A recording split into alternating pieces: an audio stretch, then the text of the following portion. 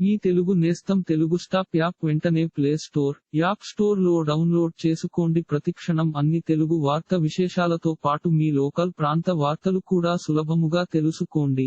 నల్లగొండ జిల్లా ఈ నెల 28 నుంచి రాష్ట్ర ప్రభుత్వం ఇందిరమ్మ ఇళ్ల కోసం దరఖాస్తులు స్వీకరించే అవకాశం ఉందని తెలుస్తోంది. అర్హులైన పేదలను గుర్తించి పథకం కోసం ఎంపిక చేసి 2 ఫేజుల్లో ఇందిరమ్మ ఇళ్ల నిర్మాణం చేపట్టేందుకు సన్నాహాలు చేస్తున్నట్లు సమాచారం. ఫస్ట్ ఫేజ్లో సొంత స్థలం ఉన్నవాళ్లకు ఇంటి నిర్మాణం కోసం 5 లక్షల రూపాయలు ఇవ్వనున్న రేవంత్ సర్కారు ప్రకటించింది. సెకండ్ ఫేజ్లో సొంత స్థలం లేని వారికి ఇళ్ల పట్టాలు, ఇంటి నిర్మాణం కోసం నిధుల మంజూరు చేసేందుకు సమాయత్తం. ఇళ్ల డిజైన్ విషయంలో రాని క్లారిటీ రాకపోవడంతో 3 డిజైన్లను రాష్ట్ర ప్రభుత్వం పరిశీలిస్తున్నట్లు సమాచారం. ఇలాంటి మరిన్ని తెలుగు వార్త విశేషాలు కోసం ఛానల్ కి సబ్స్క్రైబ్ చేసి గంట నొక్కడం మర్చిపోకండి.